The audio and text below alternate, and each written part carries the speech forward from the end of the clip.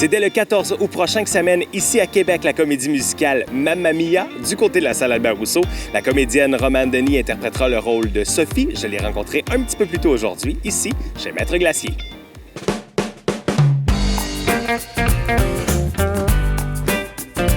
Romane, c'est une journée chaude. Merci de nous avoir rejoints chez Maître Glacier. Oui, ça fait plaisir. La journée parfaite pour se rencontrer à cet endroit-là, d'ailleurs, aujourd'hui. Oui, tellement. Le 14 août prochain, ça commence ici à Québec, à la salle Albert-Rousseau, Mamma Mia. Dis-moi comment tu te sens dans quelques jours à peine. Excitée, c'est le fun. Ça va nous faire changement un peu parce que là, on a fait 40 spectacles à la salle au Saint-Denis, à Montréal. Donc là, c'est le fun. C'est une autre ville, c'est une autre énergie, c'est un autre public, c'est d'autres mondes. Fait que ça va être très, très cool, je crois. Pour toi, Mamma Mia, c'était un début sur la scène, sur le théâtre. Comment t'appréhendais ça? J'étais une éponge, en fait. Je prends tout ce qu'on me donne comme conseil, comme technique, puis surtout de travailler avec des gens comme Serge Postigo, Steve Bolton, notre chorégraphe, Estelle, notre coach vocal. C'est des gens qui savent vraiment ce qu'ils font. Donc, c'était le fun de travailler comme ça avec des gens qui pouvaient me donner vraiment les meilleurs trucs. Et non, j'étais pas... j'appréhendais rien, en fait. C'est surtout que c'est une discipline de vie nouvelle. C'est prendre soin de son corps, de sa voix, parce qu'il faut que soir après soir, on soit sa coche tout le temps. Donc, oui. Mais c'était le fun, c'est une belle gang, c'est une belle énergie. Est-ce qu'il a fallu que tu, décides de rayer certains réflexes que tu avais de la télévision pour pouvoir travailler le théâtre? Oui, il faut parler plus fort, il faut articuler plus. On ne peut pas commencer à faire une réplique pour soi ou être vraiment dans l'émotion. Il faut être dans l'émotion, mais beaucoup plus fort pour que la personne à l'autre bout du théâtre t'entende. C'est surtout des techniques comme ça, les vocalises, les trucs comme ça. J'ai pas tellement l'habitude, pas l'habitude du tout en fait. Oui, puis bon, à la télé, à la caméra, on peut tricher, il y a du montage. Là, non, c'est live devant des gens. Fait que c'est pas le temps de foirer. Qu'est-ce que ça représentait ABBA pour toi? T'es une fille qui est jeune, alors c'est peut-être une génération qui était différente. Fait que comment t'as appris à connaître la formation? ABBA, je connaissais quand même parce que ça fait partie de ma culture. J'ai grandi dans la musique, donc entre autres ABBA parce que c'est mythique. Mais moi, c'est surtout la pièce qui me parlait tellement que je connaissais depuis vraiment longtemps. Et j'ai connu ABBA à travers Mamma Mia, plus que le contraire.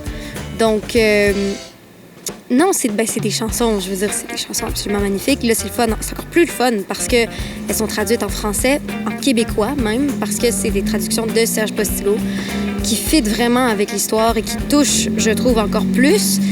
Puis qui, pour nous, sont beaucoup plus faciles à jouer parce que c'est pas les mots d'ABBA qu'on essaie tellement de faire fitter. C'est vraiment nos mots à nous, dans une langue qu'on connaît, qui est la nôtre, mais avec cette musique qui est tellement connue, ces rimes-là, ce rythme. Donc, on revisite un peu ABBA à travers cette histoire-là. Tu joues le rôle de la fille de Donna, finalement.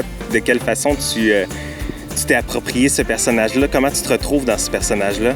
Mon Dieu, je me reconnais tellement dans ce personnage-là parce que j'ai vécu un peu la même vie qu'elle. Moi, j'ai perdu mon père très, très jeune. Je ne l'ai pas vraiment connu. J'ai grandi seule avec ma mère, donc c'est une relation que je connais. Ma mère m'a élevée seule, comme Donna, qui a élevé sa fille seule, qui a une auberge toute seule, qui gère tout toute seule, qui n'a pas besoin d'homme. Et donc, c'est un personnage, autant la mère que la fille, c'est des personnages très, très forts, très, très confiantes, mais en même temps, Sophie, surtout, elle a cette espèce d'innocence, de naïveté, de se dire si je retrouve mon père, je vais savoir qui je suis. Alors qu'en fait, c'est pas comme ça que ça fonctionne, mais elle veut tellement cette image de petite famille parfaite. Et ça, moi, c'est quelque chose que j'ai pas parce que ma famille, ça a toujours été moi et ma mère. Qu'elle, elle veut plus, elle veut se connaître, elle pense qu'il lui manque vraiment quelque chose. Mais c'est quand même une quête que je comprends. Je la comprends très, très, très bien, ce personnage-là. Puis on a le même âge. Sophie a 20 ans, moi j'ai 21. Donc, j'ai pas besoin de me rajeunir ou d'avoir l'air plus vieille ou plus jeune. C'est juste, c'est tout à fait moi. Donc, c'est très facile, c'est très vrai. Et c'est un rendez-vous, évidemment, le 14 août à la salle Albert-Rousseau. Dès le 14 août, ailleurs dans tes projets, tu t'enlignes vers quoi à partir de maintenant? Pas mal de trucs. On tourne la 5e saison des Pays d'en haut en ce moment. Donc, je redeviens pâquerette le temps d'un été avec le corset. Et la 3e saison de La Dérape également, qu'on tourne à Québec. Donc, c'est toujours le fun de revenir ici. Autrement, il y a les Gémeaux qui s'en viennent le 15 septembre. Je suis nommée cette année 3 fois. Donc, merci, c'est le fun. Et puis aussi, j'ai eu un petit rôle dans un film de Philippe Falardeau, mais un rôle vraiment pété, qui a été très, très cool à faire. Donc, en anglais aussi, j'ai hâte. Puis, le film Slacks, le film d'horreur que j'ai tourné à l'hiver, d'une réalisatrice montréalaise, en anglais également. Donc, mais là, c'est vraiment le rôle principal que j'ai. Beaucoup de cascades, c'est très creepy. C'est très, très cool. Ça fait vraiment peur. Est-ce que ça te ressemble un peu? Non, c'est tellement pas un style qui, moi, m'attire, mais j'ai toujours voulu essayer de tourner là-dessus parce que je me suis dit, c'est pas le genre de film que j'aime aller voir, mais ils doivent avoir tellement de fun. Parce que, je sais pas, tu sais, des gens possédés, des gens... Tu sais, je veux dire, c'est des scènes à faire qui sont tellement farfelues. Moi, j'ai tourné des affaires. Faut vraiment que tu te mettes dans l'émotion puis que tu te dises, OK, c'est sérieux, c'est vraiment un jeans hanté qui vient me poursuivre. Fait qu'il faut comme décider que tu rentres dans cet univers-là, puis à partir de ce moment-là, c'est vraiment trippant. Dans ta vie plus personnelle, récemment, tu t'es ouvert sur la bisexualité. Pourquoi c'est important pour toi de le faire? Parce qu'on n'a pas assez de représentation. Je le sais parce que moi, je l'aurais su beaucoup plus tôt. Je pense que je l'aurais compris beaucoup plus tôt si on avait eu beaucoup plus de représentation.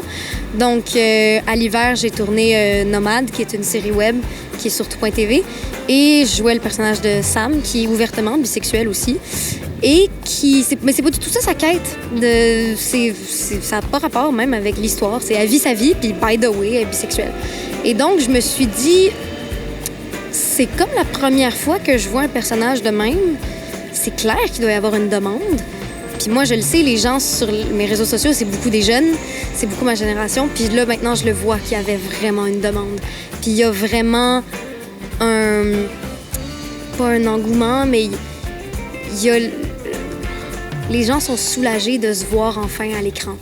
Puis je pense que c'est de mieux en mieux, ce qu'on fait, c'est sûr, mais c'est pas encore assez parce qu'il faut le normaliser, il faut le banaliser, il faut que ça soit plus ça, le gros drame dans la vie de quelqu'un. Il faut que ça devienne normal. Ben, je te présente ma blonde, je te présente mon chum. OK, parfait, on passe à autre chose. Tu sais, c'est comme pas... Faut vraiment aller plus loin. Puis je pense que en tant qu'artiste, on a comme un rôle social parce qu'on peut toucher les gens chez eux, faire changer un peu les mentalités.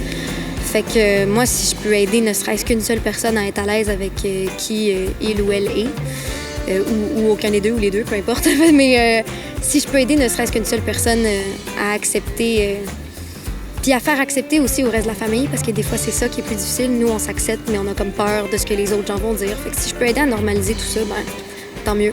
Est-ce que tu penses que dans 50 ans, de la façon dont ça évolue aujourd'hui, si tu avais été là, tu aurais eu à dire « je suis bisexuel » ou tu penses que ça aurait été juste normal à ce moment-là? Est-ce que tu vois dans l'avenir quelque chose de positif? Oui, je suis quand même assez positive là-dessus parce que je pense qu'on est une société qui est ouverte. Puis surtout avec la nouvelle génération, moi je veux dire, ma famille, il y a des gens de tous les âges dans ma famille, puis ça n'a pas été un problème, ça n'a pas été... Ce qu'il faut, je crois, c'est que de plus en plus les nouvelles générations soient à l'aise le plus rapidement possible. Il faut vraiment démystifier tout ça pour que ça devienne vraiment banal. Mais honnêtement, je pense qu'on est sur la bonne voie parce que je regarde les enfants puis les jeunes autour de moi qui parlent de ça comme si... vraiment comme si de rien n'était, alors que moi, jeune, il y avait plein de termes que je connaissais pas, Donc, juste ne serait-ce qu'en 10 ans, ça a changé drastiquement. Donc, je pense j'ai confiance. Je te souhaite de belles représentations du côté de Mamma Mia, du côté de la salle Albert Rousseau. Merci beaucoup d'avoir été là avec nous. Ça fait plaisir, merci.